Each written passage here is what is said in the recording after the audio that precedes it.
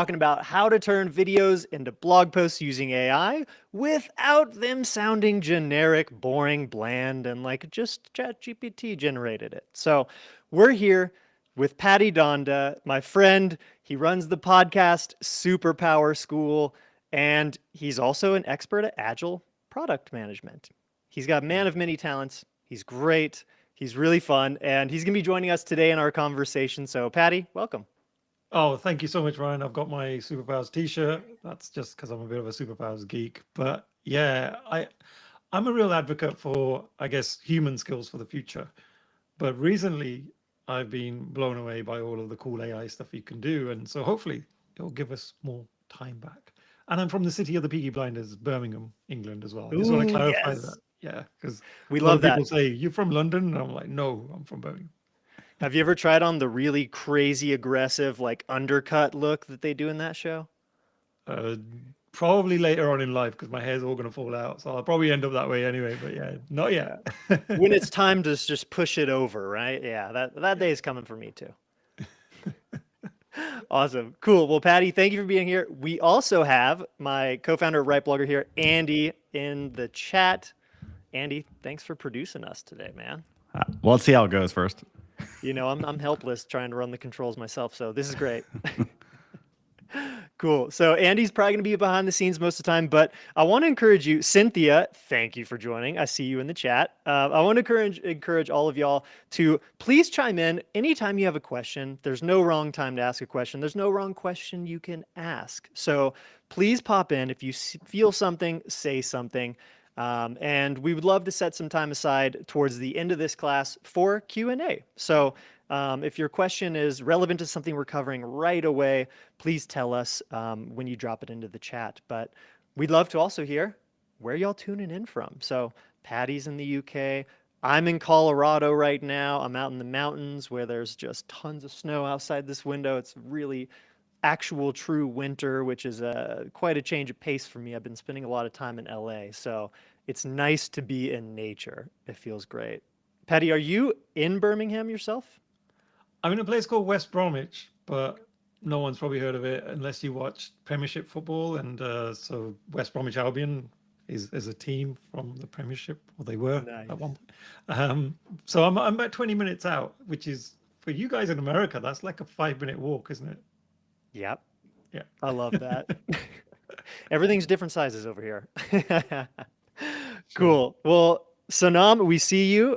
Hey, thanks for joining from Bhutan. We'd love to hear where are all y'all tuning in from today. Let us know in the comments. Drop it in. We'd love to see where people are watching from around the world on these streams. It's really fun, and we super appreciate you taking time out of your day to be with us here. And we want you to get the most out of it. So please ask questions. That's really what makes these the most interesting, the most fun types of events that we do. So without further ado, I want to introduce our topic for today. So we're going to be covering video to blog using AI to help along the way. So we're going to be taking a video actually from an interview I did with Patty for his show, Superpower School. And we're going to turn that into an SEO traffic potential article. That's the goal here. AI is fantastic at helping us repurpose content, especially when it's taking something that's already in our own words. And a video is the best format to do that in because it's going to be grabbing your tone, your style, your take, any stories you include in the article, examples that you bring up. And that, again, Patty talking about how to future proof yourself as a human in this world of AI and everything else that's happening. It's really important to weave who you are into the content you create. I think that's really the core foundation we want to cover here today.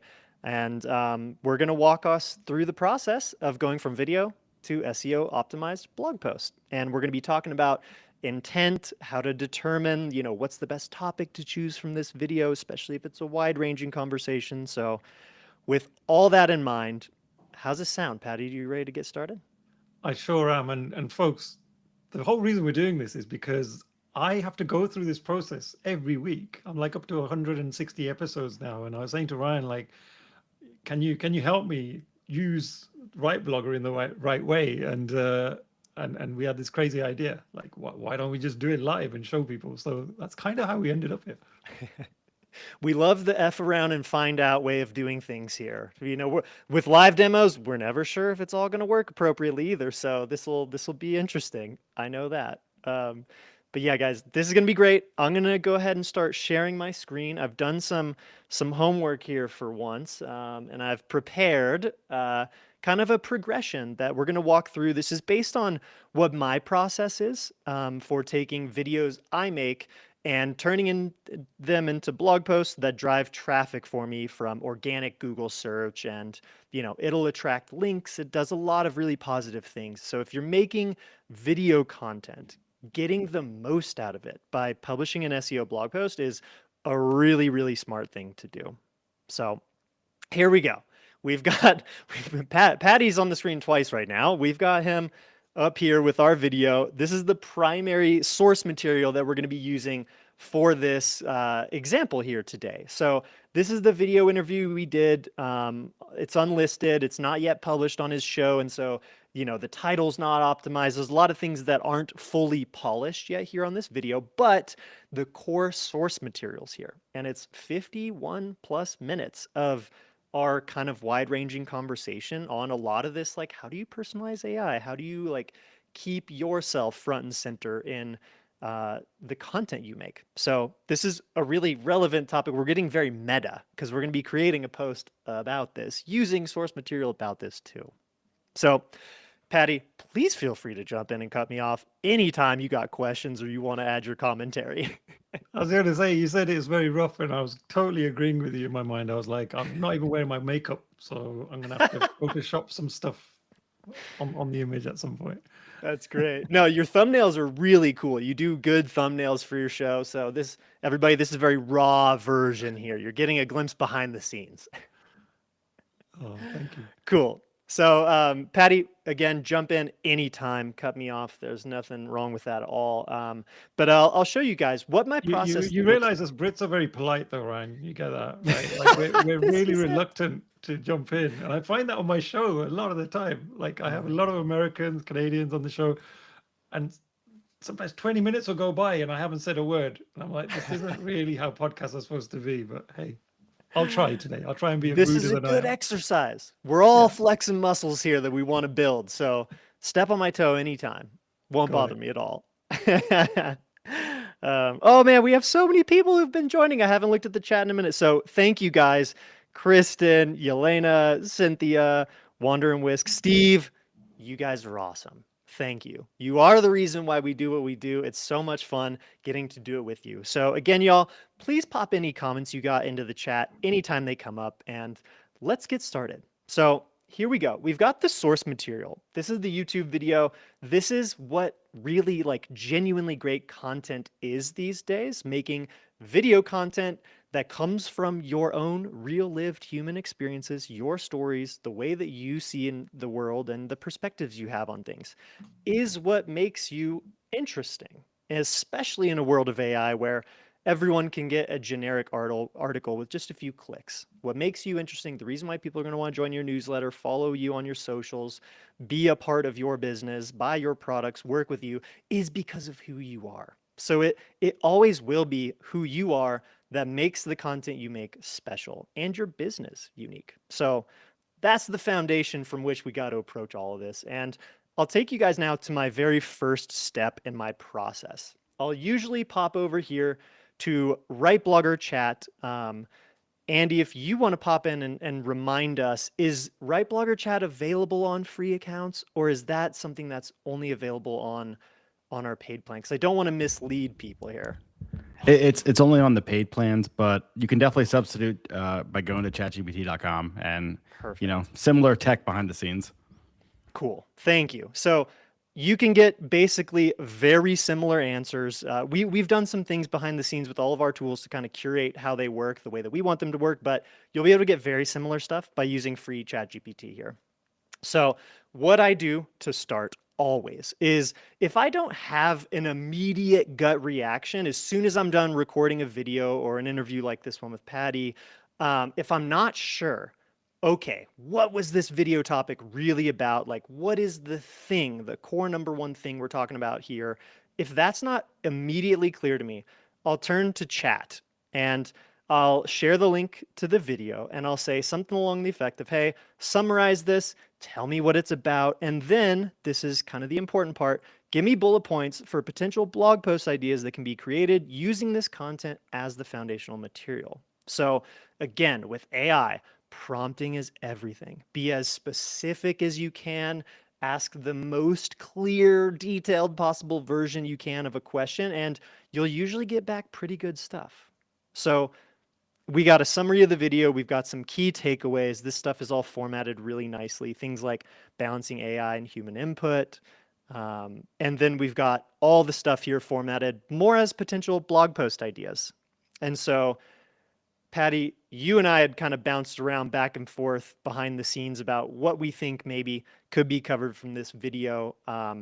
And there was honestly a lot of stuff in here and from, what we talked about that I think could be good content. So that's the important thing to note is like, you can get a lot of different content pieces out of one video. We're just going to choose one here. And I want to give you the opportunity to veto this and we can take it in a totally different direction. But the topic we kind of landed on was AI brainstorming. Like how to use AI tools in your brainstorming process. Does that still work with you as the one for us to progress with? Yeah, no, 100%, Ryan. It's something that I think, especially the work that I do, it's probably the one of the most frequent AI use cases for me.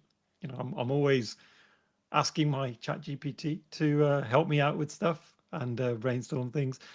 What I noticed though was you were able to give the URL of the video and it was able to do all this summarization.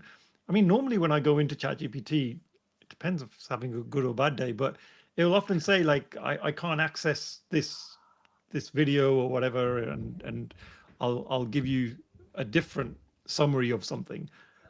How did you guys manage to do that then? Is that something you've had to work on? So that'll only in the Right Blogger chat. That's like a feature we've added. It'll actually get the YouTube, behind the scenes. It gets the context and everything. But if you are using like ChatGPT, you can definitely Ryan on the screen if you want to show the YouTube transcript tool. So you can actually put your YouTube link in the YouTube video transcript tool, and then just copy all of the content, and then go to ChatGPT, or you can bring it into the chat if you want. But yeah, like typically, I don't think ChatGPT out of the box will get YouTube links. Yeah. Cool. So this is an alternative way that you could do that. This tool is available on free plans, correct? Yep. Cool. So basically what we worked with in that chat was this transcript. It's just so much nicer and prettier to share a URL, which is why we included that into Right Blogger chat.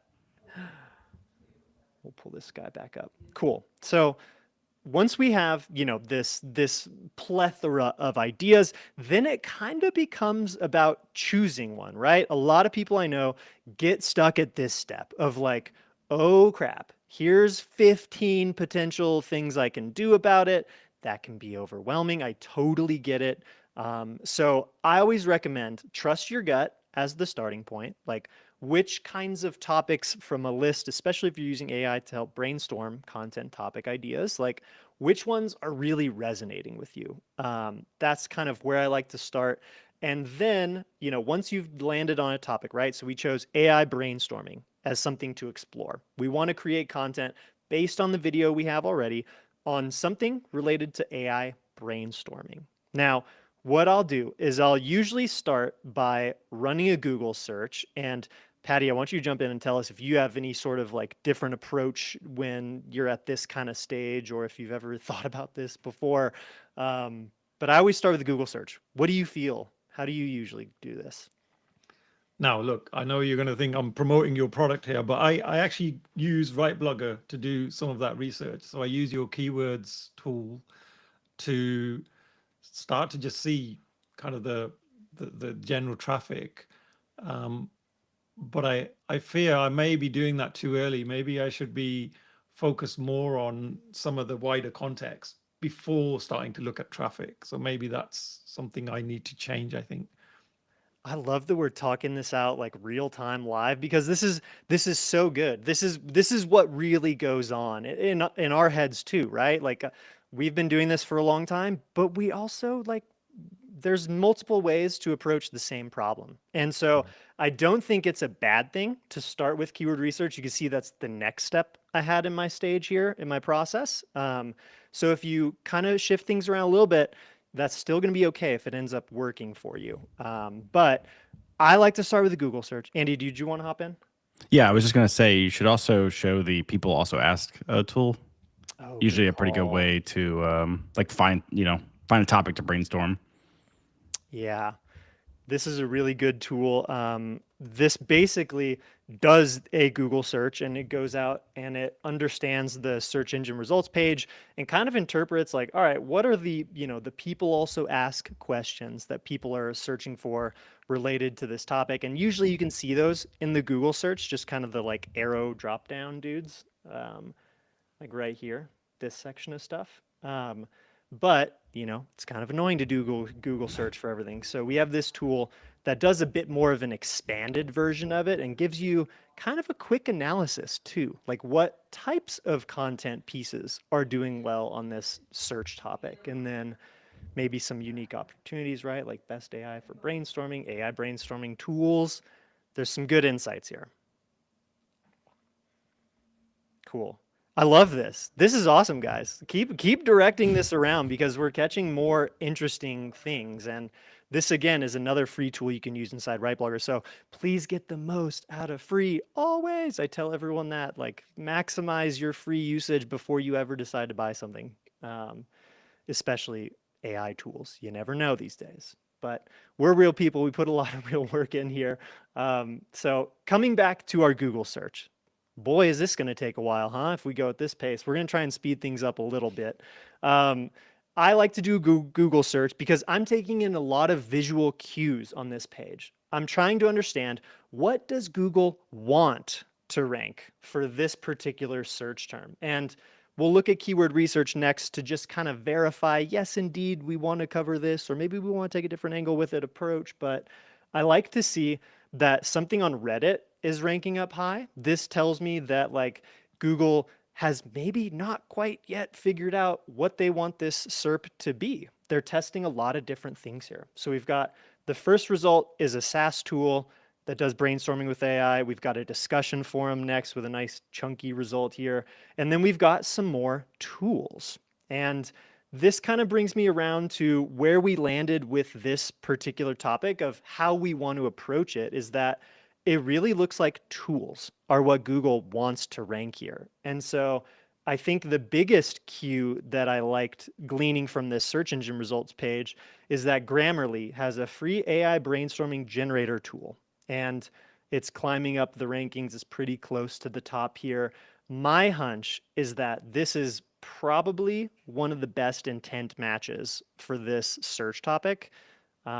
So with that in mind, doing this kind of gut feel analysis, I'll come over to the keyword research tool inside WriteBlogger, again, another free one you can use, and basically just quickly validate that there's demand for this. Are real people searching for these things? I That's was the going to say, real Ryan, question to answer. on that previous page, on the Google page, Yeah. it's quite ironic that the actual Reddit topic there says people don't understand how to use AI for brainstorming.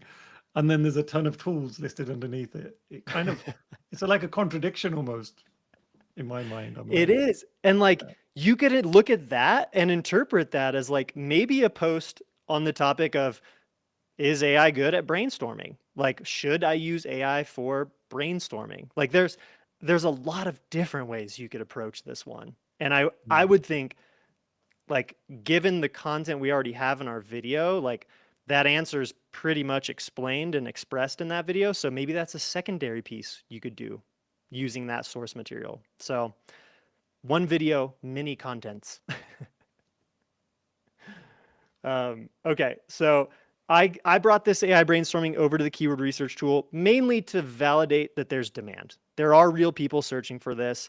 There's a cost per click value associated, which tells me people are running ads on it and they're paying to bring traffic to their websites for people who search this in Google. Doesn't always guarantee that there's a paying audience for this traffic, but it's a good hint that there might be. That's why I like seeing a cost per click value. And you can play with these, look at some lower competition, higher competition stuff, and maybe you'll come up with even more ideas. But again, this is as much about picking something and following it through as it is making sure you choose the absolute perfect idea. You can always publish one post, decide, hey, we want to get, another piece of content out of this. What's the next one we should do? So choosing AI brainstorming, taking into the account, hey, I want to do something related to tools. That basically takes us in, kind of two potential directions. Now, I'll show you guys here. This is my favorite tool inside WriteBlogger. You can try it Ryan, for before free. you jump into that tool, because Yeah. you said I should keep jumping in when I have a Please thought. do. So the volume sort of that you had on that other screen with the keyword research, is there like a threshold that you have in mind that you say, like, if this volume doesn't have at least this much, then I'm not going to get out of bed for that, right? Like, what's your minimum in terms of volume? I'm so happy you asked this. Thank you. I want to give you all the caveat first and foremost that keyword research tools are notoriously unreliable. Google's own data on this kind of search stuff, even the stuff that they have APIs for, is also like estimates. This is all estimates. And so never take this stuff as like source of truth. But what I typically find is that most keyword tools tend to underreport how much monthly estimated searching is going on for a particular term. And it's usually underreported somewhere in the range of 2 to 5x. So we see something here, 210 for brainstorm AI, 140 for AI brainstorming. The intent of this is about the same. So we're going to just say this is 200 a month estimated. It's probably, in my guesswork, between 500 and 1,000 per month would be my guess. And plus, like when you actually write an article, you're actually going to like be having so many other keywords and phrases and things that you're going to match that like, that one figure isn't really the true volume of one article could, get in the faces of. Right. Like you could hypothetically probably rank a really solid piece of content for brainstorm AI, AI brainstorming, AI brainstorming tool, best AI for brainstorming. You could potentially rank for all of those terms and your aggregate amount of traffic could be much higher. So to get back to your original question, Patty, I'm not dodging. I usually say I wouldn't get out of bed for less than like 50 estimated monthly searches because again, I factor in, hey, that estimate's probably low. It's actually probably a couple hundred, maybe a few hundred people searching that. So I tend to like to know that at least a few hundred people a month are searching for something. And then bonus points if you choose low to medium competition levels in the terms. When you choose stuff that's either high or very high, it basically means you're going to be competing with, websites that have been around for decades, have domain authority in the 90s. Like that's a really aggressive approach. Not that you shouldn't do it, but you will most likely get traffic sooner on the stuff that's low to medium. And I really like that point about the fact that you can aggregate other keywords as well. That wasn't something I had often. Well, I don't think I'd really thought about it that way. I just aim for the primary set of keywords, and the rest were kind of like an afterthought in a way. So that's a really useful tip, I think. I think that's something that search engines like Google have really made a point to try and be better at, is like figure out, okay, who's just meeting the best intent for these related terms. It's also interesting to think about. I think there's a stat that like 15% of searches on Google are like Google's never seen before. They're unique searches. So, I mean, there's so many searches out there that are, like super long phrases and things like that aren't going to be in any of these tools. And, you could be matching that intent. I love that. That is the argument for like long tail content. Like choose topics that are long tail, like maybe a bit more specific, a bit more nuanced, a bit more niche. And you will get traffic faster on those topics for sure. I think my recommendation is always a mix of like, do the greatest hits, right? Like Google also wants to see that your site is becoming a comprehensive resource on the subject matter you cover. So don't avoid terms that look super high competition to rank for. It's really important that you have the good foundational fundamentals on your site in order for humans even, and especially search engines, to like truly take you seriously. So do a mix of this stuff, but expect your traffic to come from low and medium when you're starting out. Cool. We ready to hop forward? Yeah, to your favorite tool. Yeah, all right. Okay, so my favorite tool is the YouTube video to blog post generator. Now, why I like this one so much is because it takes this source material, again, our own words, like the real conversation Patty and I had, our stories, the things we talked about, and it will create a blog post draft using that source material. We gave it the primary keyword phrase here of AI brainstorming, the topic we wanted to cover for this post. And you can see it embeds the video up top. It does nice formatting. We've got like headers and stuff in here. We've got internal links to Patty's site because I did some fun connecting stuff here behind the scenes that makes the content basically much stronger of a first draft for something he'll actually want to publish.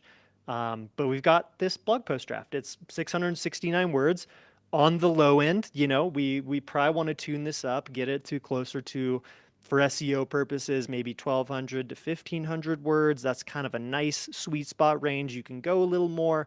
I usually wouldn't go less. So I treat this kind of content as a first draft. And we could always send it to our WordPress site, assuming we were connected to Patty's blog, Superpower Schools. Or you can work with this content in a bunch of different ways: copy, paste, sharing the link with other people, getting feedback, that kind of stuff. But yeah, Patty, is this a good point? Do you want to jump in, ask any questions on this one?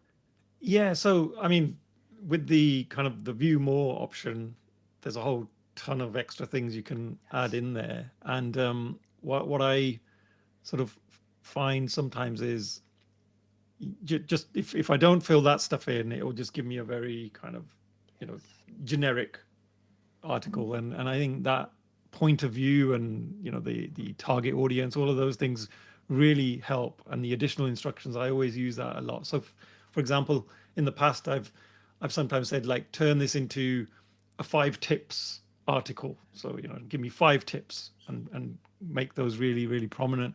And it seems to listen. So that's been super cool when it's done that. The one thing I noticed was your internal links. So you fill that in with my website, and in the article, it's actually highlighted bits of the text and given a link to those pages. What it often does for me is it'll have like a separate line to say, like, if you then want to know about this topic, like, go to this page. Was there any voodoo that you did to make it do what you've done, or is that just I think, well, Andy, do you want to hop in on this one? I was going to say that's a great question. Yeah, I actually don't know how Ryan has it so good in his, but definitely, like, when I've been testing and writing the prompt behind the scene of how it works, I definitely get that a lot, Patty.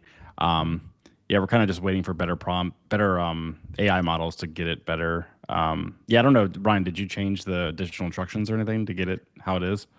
No, I really didn't do anything special on this one. And maybe this is a luck of the draw thing, because I see the same thing that you guys are talking about too. Even using this tool and like really curating the additional instructions of the prompt, like, I'll still see this kind of, like, I think what you're talking about is this kind of paragraph. For those interested in expanding their creative horizon, right? That's a pretty AI sounding lead in to a sentence.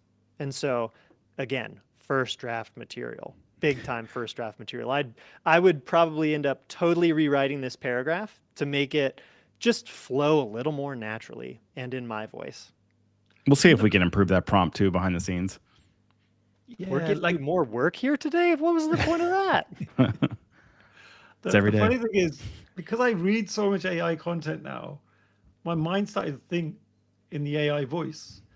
And then, like, when you're trying to humanize something now, it's actually quite tough at times. Like when it will say, "Oh, we live in a really fast-paced world" or something. It seems to always say that, right? And I'm like, that's definitely been written by AI. But yeah, I think it's starting to program us to start almost thinking in the AI voice as well. So I don't want to lose that. One thing that did come to mind actually was, and I don't want to give you any more work, Andy, but just a suggestion, No, I'd love to hear it. right? Was I've seen another tool out there that all it does, it does exactly this, but not as good, I don't think. But the one thing it does do is it takes images from the video. So it takes snapshots of the video at certain points. I don't know how it figures out which bits, but I thought that would be a really cool feature. Like if you have the article written and if you were to able to place certain images from the video, that just brings So- it to life a little bit. That is something we're working on, but I don't really have an update right now. But yeah, I do agree that is really cool when that works properly. So I have in my head kind of like what we want to do, but we haven't implemented it yet. So Got it. Oh, excited for that. There's for anyone who wants to really get Andy's attention, and on our public feature board, feedback.writeblogger.com, there's a request for that. You can upvote it, and it becomes the most upvoted thing. We have no choice but to do it. Cool. All right, guys. Well, let's hop back into, what we do with the first draft, basically. And I want to talk a little bit more to kind of take half a step back. This first draft article is just part one of how we're compiling our approach to AI brainstorming. Because again, we started with kind of analyzing this SERP and figuring out, all right, tools are what Google wants to rank here. That means we got to talk about AI brainstorming tools as our primary way of dealing with this topic. So this article, as you can see, it's not a listicle of the best AI brainstorming tools. It doesn't talk a whole lot about any particular tools, really. It gives more like overview, how to think about AI for brainstorming, and like how to get the most out of the tools, how to weave yourself into it. And I think that's super important to this conversation is if we're gonna talk about tools or put our own tool somewhere, we want to also teach people how to use it the right way. So this is again where like we're talking about future-proofing yourself. The human to human interaction is so invaluable in this equation. You can't just give people AI tools and expect them to figure out how to get the absolute most out of it in most cases. You also want to educate. So kind of factoring all of that in, we've got this nice like big pot of soup we're making here. This first draft article is one component of this overall thing we're making. And what I wanted to do was show you guys something special and brand new inside WriteBlogger. You may not have even heard of this or seen this yet. It's called Tool Studio.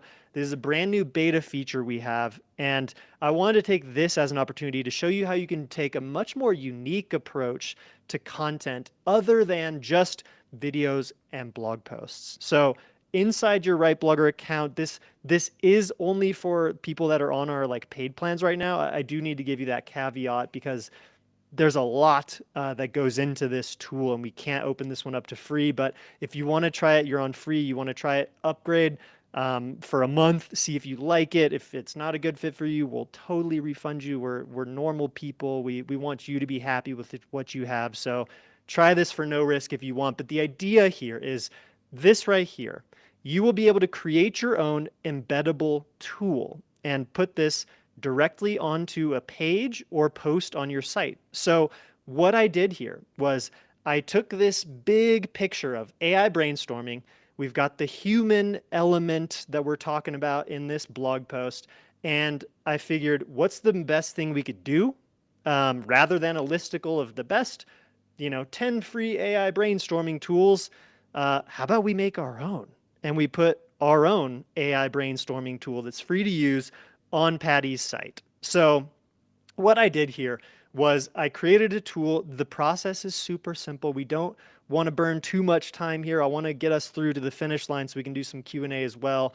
But basically what you'll do is when you want to make your own embeddable tool, you'll just describe what it is. You give a one-sentence description of what you want the tool to do, who it's for, and it creates a first draft. We have AI create the first draft of the tool for you.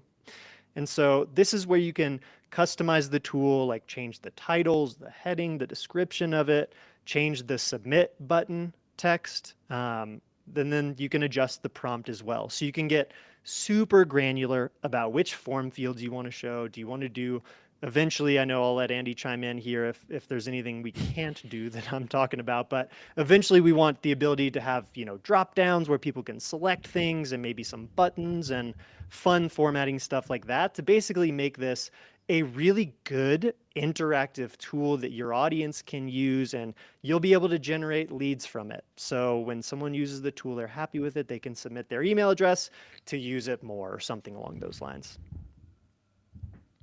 Andy, does that sound fair? That sounds really good. I was going to say go back a step and kind of like explain why you would use this. But yeah, basically just a way to create tools that you can embed on your site is the simple overview.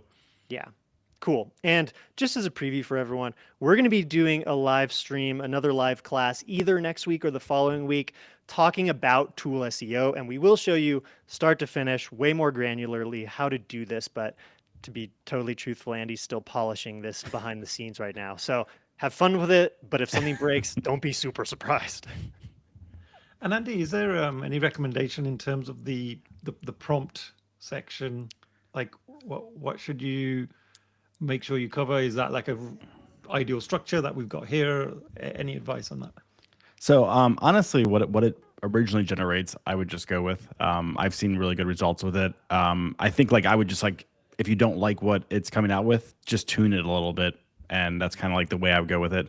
We behind the scenes, we use kind of like a method that Ryan covered in one of his videos to make a good prompt, and it kind of uses that as inspiration to make this. This little bit that I highlighted here, Patty, is the only thing I added to this prompt. So AI came up with 95% of this, and I just made a slight tweak to the intro to kind of focus it a little bit more. It was without what I added, it was generate a list of interesting content topic ideas using the following fields. And so I wanted to kind of refine that a little more to focus it on that solve real problems for people. I think this is something where AI really thrives the more direction you give it. Like any assistant, the more detailed you are in what you're requesting of it, the better your outputs will always be. And is there any usage limits on that? Because if you're putting this on a public-facing website, is there going to be a cost for the number of queries, etc.? So we're gonna do it by account. So if you have a certain subscription, it'll be a certain amount of uses a month. Right now, it's kind of just unlimited, and we just limit it. So if someone is spamming it, it blocks them out. Is basically how we use it right now. So what Andy's saying is now's the time to go nuts while it's still unlimited. Brainstorm till your heart's content. No, but we really don't plan on, we don't want to restrict this tool that much, honestly, because it's been one of the most effective SEO plays that we've done in the past couple of years, tool SEO. It's honestly unbelievable. So we want to make this as accessible as possible to people. And we definitely don't want to have it so you put it on your site and then you end up getting charged more from us or something. We'd rather just cut it off or, however that would function. But yeah, right now, kind of open season. Cool. All right. So back to business here. Now what we've got is we've got this first draft blog post we made over here, and we've got an embeddable tool, a free tool that people can use that is, I believe, a really strong intent match for the search AI brainstorming. That's the hypothesis we're working with. And in content and blogging, it's always hypothesize, test. The faster you can get to a test, which is published content, optimize it, whatever, the fastest you can get to a real test, the quicker you're going to learn. And then maybe it's back to the drawing board. Maybe you try something new. There's stuff to address after that. But getting to something published and real is always the goal as quickly as possible. So with this tool, you've got a little analytics dashboard that you can see here. We just made it today, so it's only one. We'll have the ability to connect your email service provider here soon too, so that you can feed people who submit their email using this tool straight to your Kit account or something like that. We want to make this super easy to collect leads, but over here, this is the embed code. And what you'll want to do is you'll want to copy this code. And now this is how you're going to add the tool that looks like this to a page on your site. So copy the embed code.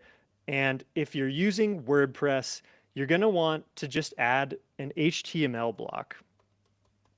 And it's going to look exactly like this here below. I'm going to paste that in, but we've already got it below, so we'll just delete this one. And basically, when you save this page or post, it's going to look like this. So it's going to display the tool right here as if this is a post on your blog. Andy, did you want to hop in? Oh yeah, I was just gonna say the heading option. If you go to the tool, I just want to like kind of point out to people, if you are embedding this and you're more focused on SEO for this, you definitely want to turn off the show heading and description and put it actually like in your post around it. Because the way this works is an iframe, so Google kind of won't see the tool itself. So it's definitely better to put like the description of the tool in an actual heading before it. So let's do that change, because that's actually what I would also recommend as the best practice. So I just made a change. I made this heading no longer display on the tool. And so I made that change. I hit save. Now let's just refresh this page and see if this heading disappears. So there we go. The heading disappeared. And what we do instead, thank God, live demo worked, is we'll just come over to do a heading here. Call it H2, free AI brainstorming tool, right? And we're also working on adding a transparent option for it. So right now it's a white background, you'll notice, but we are working on a transparent option. So then you can actually like, use containers and things in your WordPress layout. Cool. And now we have an actual header 2 section right here on the page. This is what Google's going to read when they're scanning the page. So thank you for mentioning that. This is the best practice for sure. But all right, we've got the tool, right? Our hypothesis for the best possible way to match the intent of this search that someone's typing into Google. And we've got our first draft content here. Now, if you're like me, you're probably going to be a little bit of a perfectionist around the content you publish, especially something that's a little more narrative, a little more storytelling. I will personally usually copy and paste or send to WordPress this draft as is. Now, if you're collaborating with other people on your team in WriteBlogger, you can always pop over to the editor tab here and make your edits here in ways that other people are going to see it. And it's going to only save in the editor tab version. So this is where you can do version changes with people. This is always going to be your original article. And we've got some other useful bits here that I want to show this because a lot of people don't notice this. We have the meta title that we're going to use. We have the meta description we're going to use. We get a suggestion for a permalink, and then the primary keyword phrase that you can put into Yoast. So we try and make this really valuable. And Ryan, just a quick question on the generation of the article. So sometimes what I end up doing is I'll generate the first version, and if it came up with 669 words, I'd be like, oh, that's not enough. So then I'll hit edit and run again, hoping it will get a bit longer. So do you pretty much take like the first version you're given, or do you sort of spend some time going back and forth and saying, well, actually, I'm going to tweak the prompt and all of that good stuff?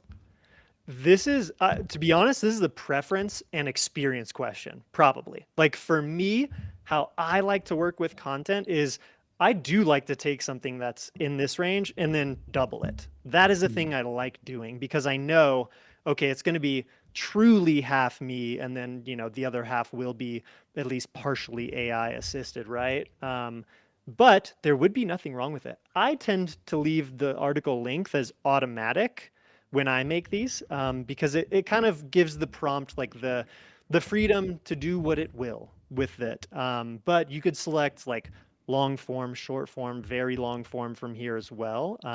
So there'd be nothing wrong with like doing edit, run again, like do it 5 times, 10 times if you want to really like keep refining the additional instructions. I think the real caveat is if you're going to edit and rerun it, keep changing things in the prompt that you think are going to get it closer to where you want it. Because if you're just rerunning the same exact prompt, it's going to kind of give you similar stuff every time. Got it. Thank you. And definitely play with the length drop down if it's not the right amount of length. And if it isn't like giving you the output you want, definitely email us and we can see what's going on. Yeah, That's our blanket catch-all is please email us. It is we really do hard. It is really thank you, hard to. though. It is really hard to get AI to like follow the link that you tell it. So yeah, we're always still like trying to work towards that. And do you guys have the emojis at the start of the headings or not? Like, because that's always interesting. So some people like to have little emojis before each section heading. Oh yeah. Well, I noticed that in some of your posts, right? Yeah, so I do Yeah, that. some people, Ah. not me, but some people like to do emojis. I love that. I think that's super cool. I mean, you could always add that in the additional instructions of your prompt. From an SEO perspective, I'm way more of a purist, so I'd probably just leave it out. And I consider headers to be a little more for search engines even than for people. Like people are just scanning. But it's a nice visual thing. Like it visually arrests my attention. So not a bad idea. Got it. Thank you. Andy, do you have an opinion on emojis and headers? I don't really have an opinion, but definitely use the additional instructions to get it. I do like the visual aspect, so. Cool. Okay, so guys, I want to show you one quick thing here, how to personalize your content a little bit better, because that's something that's under the scenes baked into what I just did here. And after that, we're going to show you how to combine the free tool and the blog post we just made into a first draft of something that's really unique on your site. So real quick, you'll see here in the upper right-hand corner, we've got this project. Let me just edit and rerun again. So this is new. This is a relatively new feature inside WriteBlogger. It's called projects. And you basically get the opportunity to set up presets that you can apply to any tool inside WriteBlogger so that every time you come here and you select your preset, look, it's going to shift things a bit. Look at that. It changed the internal links, changes things like point of view, target audience, additional instructions. Basically, this is one hell of a time saver as you create more content. And I'll show you guys where you can grab that over here in the upper left-hand menu, projects. And to be totally honest, Patty saw this for the first time 10 minutes before we went live here today. So don't feel bad if you missed this. There's a lot going on in our product, we know. But when you hit this projects, you'll come over here to the projects area and you'll be able to add your own project. It's going to ask you to fill out a lot of details, but it's really important that you add as much info as you possibly can into your project so that it's working with all the material. I did a quick one here for the sake of this example for Patty's site, but you can add knowledge if you have specific knowledge sources from your existing library in WriteBlogger or stuff that you want to add here. You can add knowledge and it's going to pull from that with every post it writes. So connecting to your WordPress blog, your Ghost site, this is a great way to just make things way faster. And you'll see that send to WordPress button appear when you connect your WordPress site, which is something I highly, highly recommend. There we go, send to WordPress. So projects is one thing. The second quick thing before we kind of get to our final home stretch here is My Tone. This is another super important feature. You can access it up here by hovering on your account, clicking My Tone. It's going to take you here. And basically, this is your way to personalize the AI behind the scenes in your WriteBlogger account. You can upload just copy and paste text from stuff you've written and that you're really proud of, maybe your favorite blog posts, your favorite LinkedIn posts, whatever it is, use that, just paste it in here or share an actual URL to an article.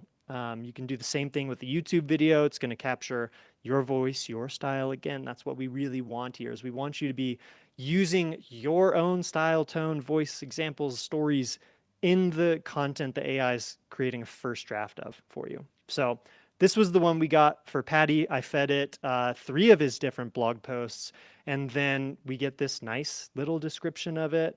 And then I toggled on improve readability and humanize. This basically appends a bunch of our own custom instructions that we've found to be really helpful in making the AI sound more human.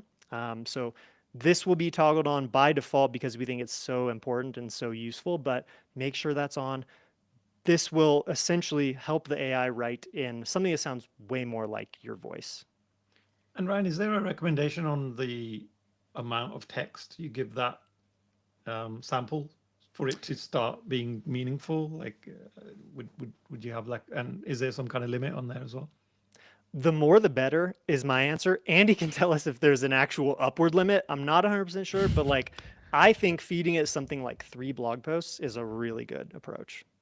Yeah, I think it's fairly large for the limit. So definitely like a long blog post. And Ryan recently this week got feedback for putting multiple in there, so multiple URLs and YouTube videos. So that's something we're going to be working on, so you can actually like give it multiple of the context. Because if you post multiple articles just like in the free form box currently, it's not like fully gonna get the context, but it'll still work. So I definitely recommend putting as much as possible. Got it. Thank you. Cool. Perfect. So these were kind of the personalization things we had running behind the scenes that makes this first draft as useful as it is, right? And so there's a lot you could do here. You could go back to the drawing board, do a very long form length version, and you're going to get a longer article to work with. But for the sake of breezing on through here, I'm going to just copy this, and I want to come over here to, let's say this is the Superpower School blog for the sake of, argument here. This is just a test environment we have in Write Blogger, but what I want to do is now paste in the content from the article we created, which is the much more like human side of how to use these types of tools. So this gives all the commentary. We may or may not want to include this full video embed. I think that's an interesting question. Like, Patty, would you want to include a full interview in an article like this that's a little bit more SEO focused, or would you maybe like clip out the part where we talk about AI tools? I don't know. How would you do that? Yeah, so it's interesting because I host everything on Substack as in terms of my podcast and even the articles. And at the moment, what I've typically been doing is each episode will have the video at the top. So on Substack, there you go, as you upload stuff, I think this might have been an audio version, but normally the video will appear there and it's the full episode. Maybe that one, you'll see the full video. And so my articles at the moment are like for the whole episode. So this is kind of giving me some ideas that actually that's fine. Maybe you have one for the whole episode, but then I could quite easily be creating more content that's more specific. And I guess for those, I probably wouldn't have the whole video because it just feels like I'm repeating stuff. It's an I interesting think that's one. what I do too. Like what Yeah. for the exact, super specific use case we chose to hone in on in this, this live class today, I would clip out the 5 minutes, the 10 minutes, whatever section of the conversation is where we did talk, more specifically about like how to use AI for brainstorming and like which tools are going to be relevant and interesting to you. So I would take that clip approach. I know we're creating more work for you, but like, we're also talking here about how do you translate video interviews into SEO opportunities. And the reality is that sometimes you will have to do things like clipping out a section of a video so that what you're showing in a more SEO focused post actually will make sense to the reader, the viewer. Yeah. It's a bit like some of the tools out there where they can take a long form video and they split it up into short form and give you multiple clips. You almost need a blog version of that. Maybe that's the future. Yeah. So, I mean, maybe Andy can jump in if he has some opinions on this, but I know we've used a tool called Submagic in the past that has been pretty good for taking a long form video and then doing those auto clip outs of shorter form stuff. I don't know how much, instructions you can really give it and get like really detailed clip outs. Maybe there are some good AI tools for that. Like, hey, take this big video and clip out the section about AI brainstorming. That would be interesting. Yeah, I think Opus Clip will do that, but I still think it's focused on just the vertical short form, which I personally don't like to link to the vertical videos in articles. Yeah. When you embed a vertical video in a blog post, it usually looks a little funny. So ideally like landscape style. Yeah, I'm with you on that. I do use Opus Clip actually for my kind of TikTok and other social media platforms, and yeah, but it'd be really cool just to have those as like say kind of the landscape version just focused on that part of the video, and then have an article Opus on Clip, if you're watching, add add landscape to your output options. that. There we go. Oh man, cool. All right, so let's bring us home here, and then we've got a few minutes that we can allocate here for Q&A. I want to be respectful of your time, Patty. So if you're still tuned in here with us, I see a bunch of activity in the chat. Please ask some questions. We'd love to take some questions, but we're pretty much at the finish line here. So what I'll do when I import, whatever content components this article needs, this case, we've got the blog post we generated from the video, and we've got the free tool that we want to embed, because this is our hypothesis on how we can make a really strong post on Patty's site. So, introduction here, introduction here. This is the kind of stuff where I would write a custom intro to give people the real context of what's going on here on this page, because we've got a tool and we've got a blog post and we've got a video. What's going on? There's a lot. So we want to use the introduction to really tee up what this is. And then, the piece we're not going to get to today in this class, unfortunately, is like doing a full SEO optimization of this article. We're going to just go ahead and save this as the first draft. Check it out to see like, okay, how does this look, feel as like a starter piece? And then I want to turn it over to Q&A, and also Patty, any questions you've got. But, guys, this is effectively a unique first draft of something that incorporates a tool which people love using. People love using tools. You can interact with it and you get something valuable out of it straight up right here, even if you don't get something valuable out of the video or the article itself. So I think it's a really nice combined approach, and I'll leave it at that. Patty. Whoa. Well, amazing. I was going to give you a round of applause, but that's superb. I'm loving Cynthia's comments, by the way. I've got her like on my other phone here, and it's so nice to see. You've got people that are real fans of the tool and the app that you guys have put out there. And I have to say, I came across the tool about maybe, I can't even remember. It's been just under a year, so I think probably like 8-9 months, and it's part of my workflow now. Like every episode I put out there goes through Write Blogger in some way or other, and each time it kind of improves a little bit. I think I learn something new every time, or you guys have added something new, and I'm like, oh, I should do that. But then there's a dilemma. I go, well, do I go back now and reformat all of my other articles that are already there?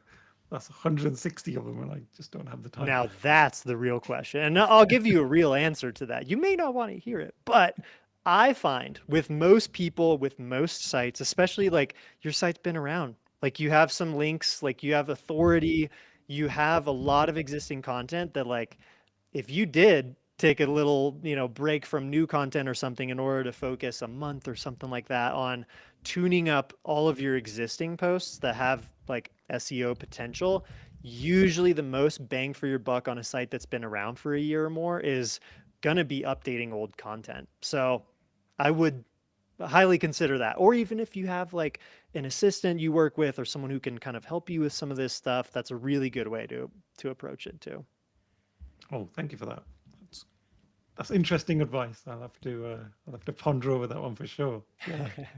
And you said, Patty, you use Substack or for your blog? Yeah. I don't know if they have, like, I'm just speaking from WordPress experience, but like sorting by when you last edited a post. That's what I normally do. And then you can like go and like edit your oldest post. You definitely want to go through and like at a minimum add links to your like new references you have and things like that to like connect everything on your site together. Yeah. I think they do have a display. I just can't remember how you can order and reorder, but yeah, I'm sure there's a way to kind of get that done. But yeah, that's such a good point, right? Like if every time you add a new post, then you'll have older posts that could quite easily link to that one, and then you're like going back and forth. Yeah. It never the ends. reality of blogging is you create more work for yourself with every new thing you publish, for sure.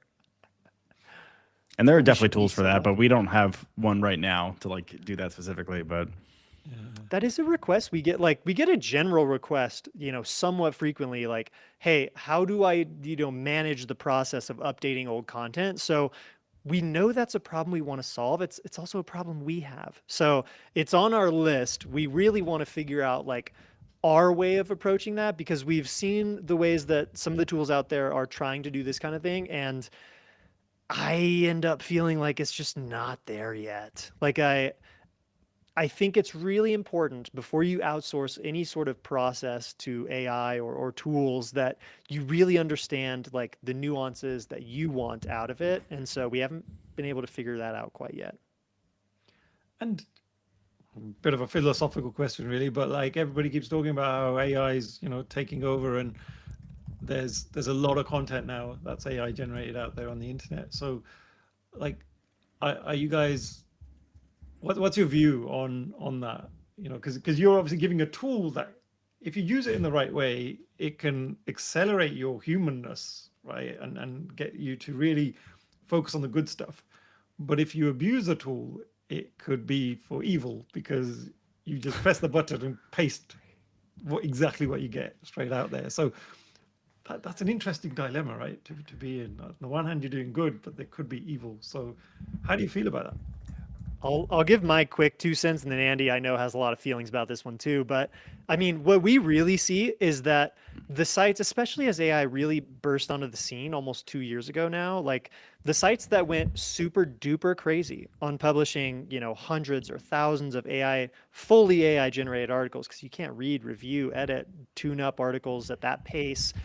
We have not seen those sites do particularly well as a result. Even if there was a short-term like spike in traffic, a lot of the sites I've looked at anecdotally have like kind of, peaked, and then like Google's done a lot to basically not want to surface purely AI generated content at the top of search engine results page. So you got to assume their incentive means they don't want just super scaled up AI sites. They want like the most best intent match, which is usually something that's got to have some human in it. And I think video is such a fantastic thing to prioritize moving forward, because you automatically get your take woven into all the other downstream things you can create.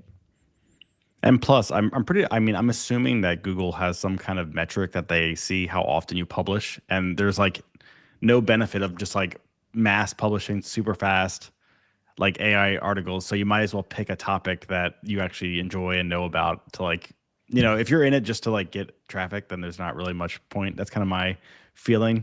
And if That's you're the best answer. yeah, and if it's something you actually are doing, or you're part of the community, then you're gonna want to put your own opinions and things in that, and then it's like it's really making you more human. That's also a big reason we don't have like bulk publishing options to like make 100 articles. Like, we definitely could have a button that makes 1,000 articles, but it's kind of like, what's the point at that point? Yeah.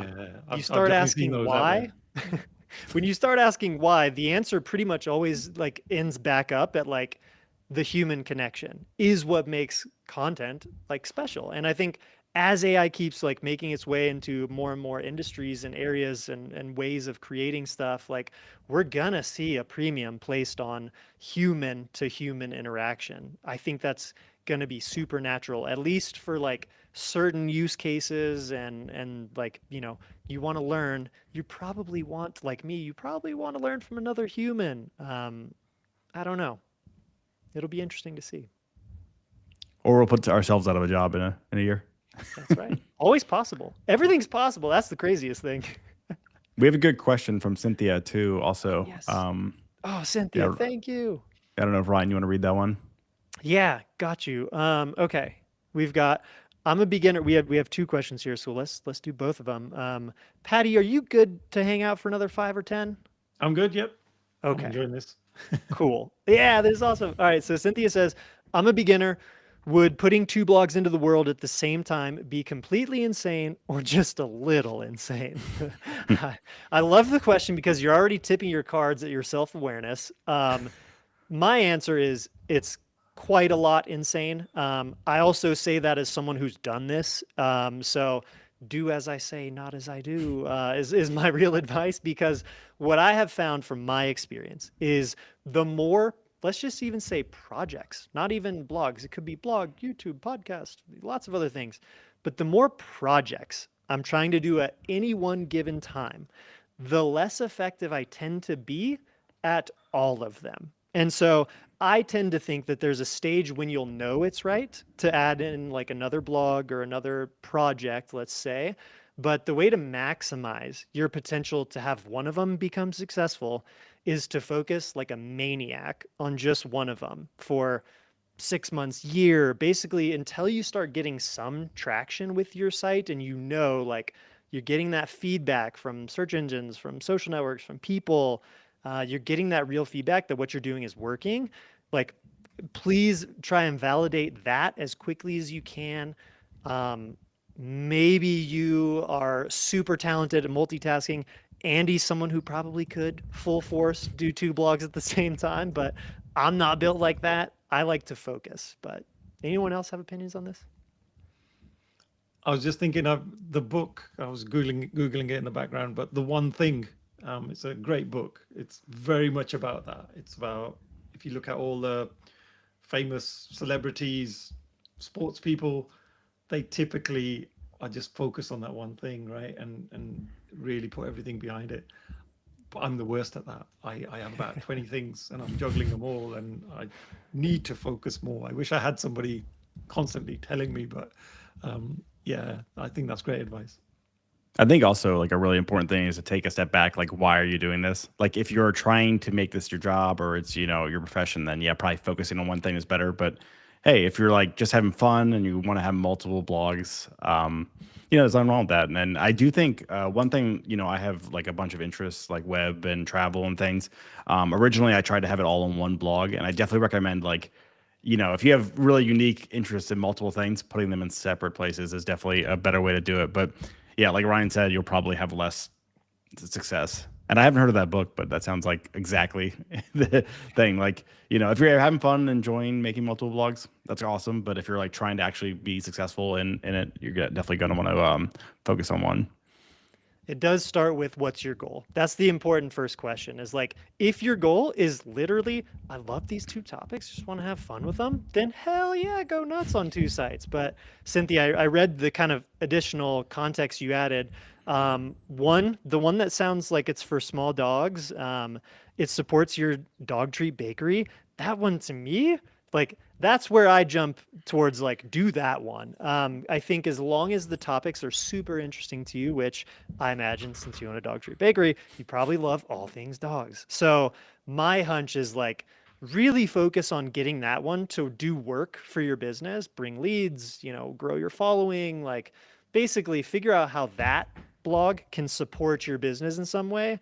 And then as that becomes kind of an additional acquisition channel for customers, whether in person or stuff you sell online, then you'll buy yourself more time to maybe take on the weight loss blog too. And that one sounds like maybe it's more personal. It's going to like draw from more like deeply like passionate life experience stuff for you. So I hesitate to say don't do that. I think my answer is just like, if your goal is to get one blog supporting yourself financially, some way, shape, or form, the one that jumps out to me is related to dogs because it supports a business you already have.